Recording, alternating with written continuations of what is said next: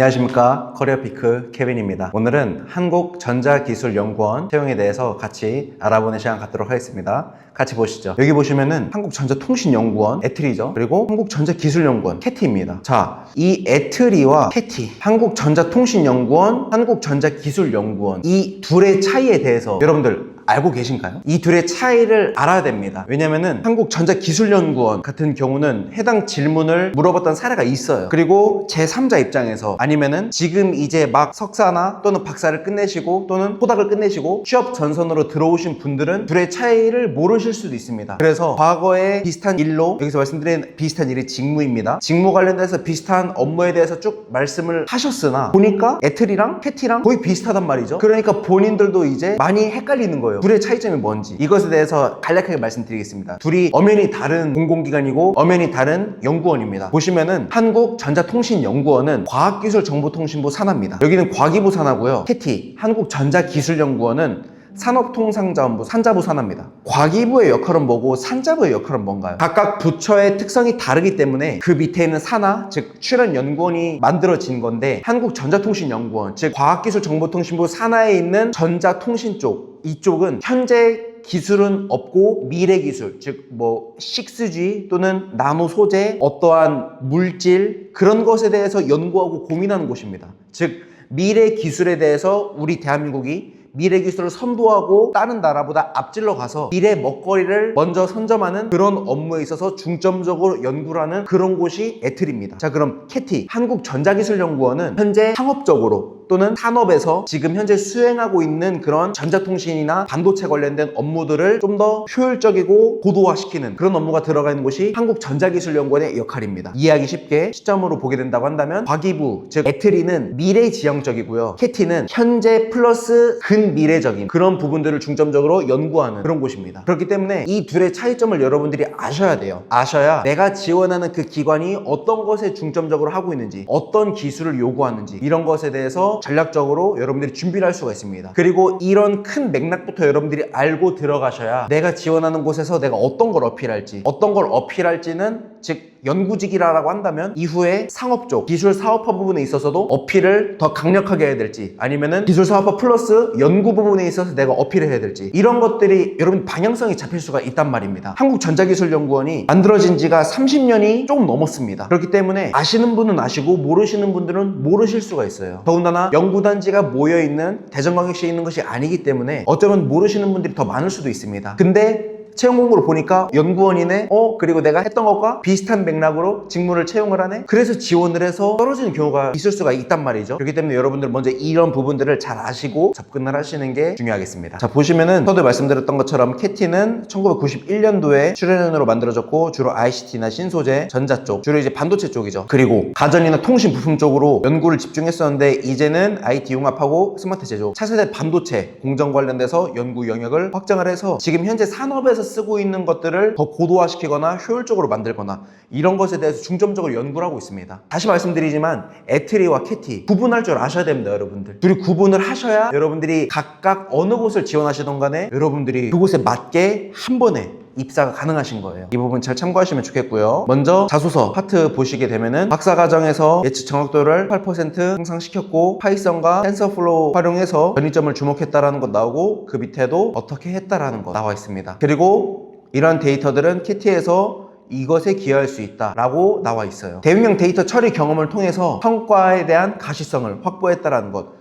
연구직, 어쩌면 행정직이나 기술직도 다 동일하겠지만 특히 우리 연구직 분들은 과거에 썼던 경험들, 이런 데이터를 가지고 가시적인 효과를 내가 어떻게 낼 건지, 이 부분이 중요합니다. 그래서 잘 챙겨가시면 좋을 것 같아요. 그리고 캐티의 사업과 연결된다는 것, 이 부분도 잘 챙겨가시면 좋을 것 같습니다. 그리고 국책과제에서 웨이퍼 공정 데이터를 SQL로 전처리한 다음에 쭉쭉 내용이 나와 있습니다. 그리고 여기도 손실률을 4.7에서 2.1로 낮췄고, 이런 부분들은 캐티의 AI 솔루션 고도화하는 데 도움이 될 거다라고 했습니다. 여러분들 과거 경험을 가지고 오실 보실 때는 그냥 일련식으로 나열, 말 그대로 진짜 자기소개서, 그냥 본인이 과거에 했었던 것을 그대로 가져오는 그런 내용은 넣으시지 않는 게 좋습니다. 회사라는 곳은, 그리고 이 사회에서는 여러분들이 학창시절에 어떤 업무를 하셨다라고 한다면 그 업무가 본인들에게 어떻게 도움이 될지를 듣고 싶은 거지, 그래서 채용 공고를 낸 거고, 그래서 서류 합격하셨다라고 한다면 그래서 면접에 부른 건데, 그게 아니고 그냥 내가 과거에 했었던 거를 그대로 가지고 오신다라고 한다면 이게 회사 입장에서 대체 어떤 유익이 있냐 이 말인 거죠. 입장 바꿔서 여러분들이 사장이신데 우리가 사람을 뽑고 싶어. 근데 어떤 사람이 지원했는데 그 사람의 내용을 보니까 우리 회사에서 뽑는 사업, 우리 회사에서 뽑는 그 직무랑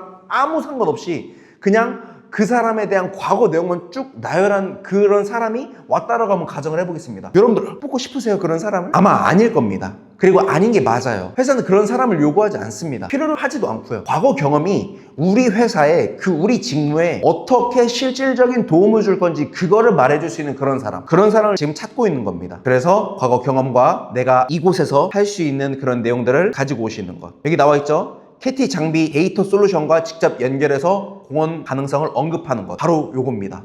이 부분에 대해서 여러분들이 언급을 하시는 것이 맞으니까 잘 참고하시면 되겠고요. 면접 질문입니다. 공정 데이터가 불완전하거나 노이즈가 많을 때 어떤 절차로 분석 정확도를 확보하시겠습니까? 실질적으로 물어볼 수가 있는 거겠죠. 주변에 노이즈 같은 경우도 많이 생길 수도 있고, 현장에서는 어떤 소리나 어떤 내용이 같이 담길지가 모르기 때문에 이런 부분에 있어서 보면은 센서별 정보를 정량화한 다음에 중요도가 낮은 채널을 제거해서 모델에 대한 복잡도를 줄인다라고 했고, 이후에 LSTM 기반 시계열 예측 모델을 구축화하고 공정 이벤트 구간을 계산해서 시간 지연 효과를 반영한다라고 했습니다. 과거에 했었던 내용들을 가지고 옴으로써 여러분들이 이런 질문을 받았을 때 내가 어떻게 할 건지 그려볼 수 있게 말씀을 해주시는 게 중요하겠죠. 물론 이런 실무적인 질문은 굳이 이거 말고도 더 많이 나올 수가 있을 테니까 이것들을 잘 가져가시면 좋을 것 같아요. 자, 그 다음 2번, 모델 개발 후에 현장 배포 과정에서 발생할 수 있는 대표적인 리스크와 대응 전략에 대해서 말해달라고 했습니다. 여러분들이 AI 모델을 잘 개발했어요. 그리고 이거를 실무에다 적용하려고 하는데 그때 발생할 수 있는 리스크와 해결 방안에 대해서 알려달라는 겁니다. 연구직 분들로 지원하신다라고 한다면 정말 많이 나올 수 있는 질문이고, 어쩌면 실무에서도 여러분들이 이 부분에 있어서는 리스크가 있을 거라고 생각이 돼요. 그래서 현장에서 먼저 해당 환경에서 재학습해서 그거에 맞게 다시 설계를 한다 라고 했고, 이 부분에 있어서는 과거에 튜닝을 진행했던 경험이 있대요. 말 그대로 튜닝을 하는 거죠. 현장에 맞게 다시 진행을 해서 결과를 냈던 거고, 이것이 KT 현장에서도 AI 모델 지속 가능성을 높일 수 있는 방안이다 라고 내용이 나와 있는 겁니다.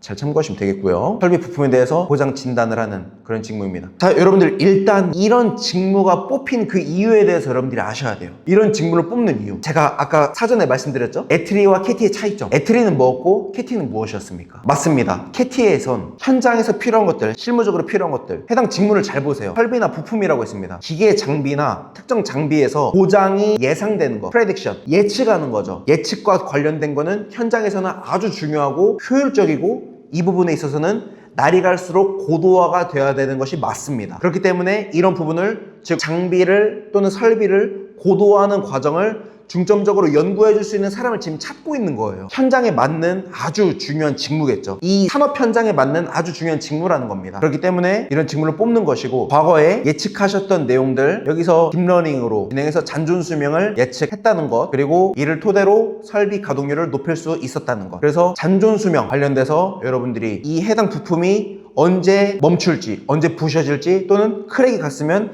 해당 크랙이 어떻게 더 커질지, 얼만큼 커졌을 때 이거를 설비할 건지 또는 보수할 건지, 이런 것에 대해서 여러분들이 예측할 수 있는 그런 직무입니다. 또 하나 또 볼까요? 이번에는 센서 오차를 칼만 필터로 보정을 했다라고 하고, 이분은 현장 데이터를 수집하고 모델을 검증하고 운영 시스템 연동을 함으로써 전 과정에 대해서 다 경험을 해봤다는 겁니다. 그래서 KT에서 추진 중인 스마트 유지보수 연구에 전주기 실무 역량을 본인이 할 수가 있었다라고 나와 있는 거죠. 예측과 관련돼서는 제 개인적인 생각으로는 정말 중요하다고 생각을 합니다. 산업 현장에 있는 장비들은 규모도 규모고, 이것을 쉽게 정비하거나 분해할 수 있는 일정이나 시간 잡기가 무척 힘듭니다. 그거를 가동시킴으로써 얻을 수 있는 이익이 분명히 있을 텐데, 이것을 모두 다 멈추고 정비해야 되고 확인해야 된다는 것이 이 시간과 인력, 예산적인 부분에 있어서 엄청난 비용이 들기 때문에 산업 현장에서는 이 부분을 쉽게 할 수가 없는 것이 현실일 겁니다. 그래서 이것을 미리 예측을 하는 기술들이 고도화되고 스마트해진다라고 한다면 이런 것이 진정 산업을 위해서 필요한 그런 기술이 아닐까라는 그런 제 개인적인 생각도 같이 말씀드립니다. 면접 질문으로 예전 버전 시스템 도입 시에 데이터 라벨링 한계가 있을 때 어떻게 해결할 거냐라고 해서 과거에 썼던 것을 잘 말씀하시면서 먼저 1차적으로 진단 내용에 대해서 말씀을 하십니다. 해당 접근법으로 60% 이상 줄였다라는 그런 경험도 있고, 그렇기 때문에 이것들은 KT에서 할 때도 도움이 될 거다라고 답을 하는 겁니다. 두 번째, 보장 진단 결과를 현장 엔지니어가 신뢰할 수 있도록 설득할 수 있는 방법. 이 부분은 현장에서 근무를 하신다라고 한다면 당연히 나올 수 있는 그런 내용이겠죠. 그래서 이분은 대시보드로 먼저 시각화한다라고 했고, 컨피던스 스코어도 같이 표기를 해서 신뢰도를 투명하게 공개한다라고 했습니다. 즉 시뮬레이션, 즉 데이터로 만들어진 것과 현장에서의 그 차이의 갭을 먼저는 줄이는 것이 목표인 거고, 두 번째는 신뢰성 부분이 있는 건데, 여기서 중요한 것은 눈으로 보여지는 것들이 중요하기 때문에 이런 부분을 강조한 사례니까 잘 참고하시면 되겠습니다. 세 번째, 설비 데이터 운영 플랫폼 소프트웨어 직무인데, 대학원에서 근무하시면서 클러스터 가동률을 99.5% 거의 100% 가깝게 엄청 끌어올린 거죠. 이렇게 끌어올렸고, 그 다음에 분량 추적 시간을 70% 단축했다라는 그런 경험이 있다라고 합니다. 설비 데이터를 운영을 할 때 불필요한 요소들은 다 제거해버리고 진짜로 필요한 내용들만 남아야 되기 때문에 이런 부분들을 과거에 하셨던 것과 함께 강조를 하신 겁니다. 그리고 두 번째는 학회 과제에서 현장에서 하셨던 부분들을 적용을 해서 설비 데이터 서비스의 배포 주기를 7일에서 하루로 줄인 것이죠. 그리고 사용자 만족도도 올리시고, 이런 부분들을 봤을 때 KT 데이터 플랫폼에서도 해당 과거에서 이런 사례가 있기 때문에 KT에서도 이런 부분이 가능하다라고 한 겁니다. 지금 보시면은 다 현장 중심적인 거예요. 현장에서 진짜 필요한 것들, 현장에서 바로 적용해야 되는 것들, 그런 것들을 토대로 연구하는 곳이다라는 것을 다시 한번 인지해 주시면 좋을 것 같습니다. 자, 그럼 여기서 나올 수 있는 간략한 퀴즈. KT의 행정직 분들은 주로 들어오는 민원이나 누구랑 소통을 하는 사례가 많이 있을까요? 맞습니다. 중소기업 담당자, 즉 실무 담당자 분들이나 현장에 있는 엔지니어 분들,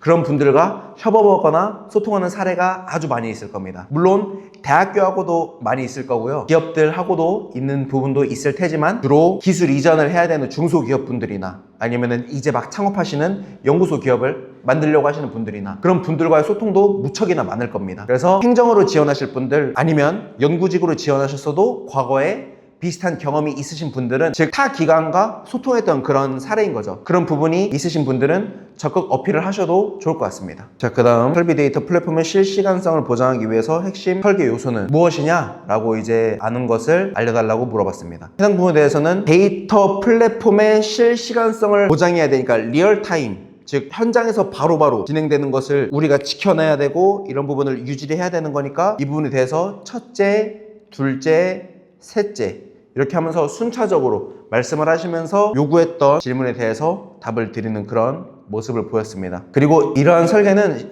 실험실 데모 플랫폼에서도 이미 검증이 됐다라고 했기 때문에 좀 더 답변에 대해서 신뢰성을 부여할 수 있는 부분도 우리가 확인할 수가 있겠죠. 자, 그 다음 질문도 여러분들 이 부분 잘 확인해 보시면 좋을 것 같습니다. 총 12개의 자소서와 면접 전략에 대해서 알아봤는데, 제가 서두에 계속 말씀드렸던 것처럼 기술의 산업적 가치, 이 부분이 KT를 지원하신 분들은 어쩌면 가장 중요한 부분일 겁니다. 미래 먹거리를 선점하는 것도 좋지만 현장에서 바로바로 쓸 수 있는 그런 기술들, 기존에 있는 기술들이 있다면 이런 기술들을 고도화시킬 수 있는 그런 방안들, 그런 것에 대해서 공부하고 연구하고 사업화시키는 것, 그런 것들이 현재 KT가 중점적으로 해야 될 일이고, 여러분들이 그런 현장에서 수행해야 할 그런 업무입니다. 그렇기 때문에 다시 말씀드리지만 에트리와 KT 이 둘의 차이에 대해서 여러분들이 명확하게 가져가셨으면 좋겠고, 산업 현장에서 필요한 그런 연구들, 그리고 그런 사례가 과거에 있으신 분들은 이번 KT 채용에 적극적으로 도전해 보셔도 좋을 것 같습니다. 그리고 쭉 준비하시다가 기타 궁금한 사항들이 있으시면은 20분 무료 컨설팅도 가능하고, 연구직 부분에 있어서 정보가 궁금하거나 채용 사례가 궁금하신 분들은 해당 오픈 채팅방에 들어오셔서 연구원에 관련된 그런 내용들, 또는 석사나 박사급 분들이 가져갈 수 있는 그런 내용들, 이런 정보들 많이 가져가셨으면 좋겠습니다. 이상 영상 마치도록 하겠습니다. 커리어피크 케빈이었습니다. 감사합니다.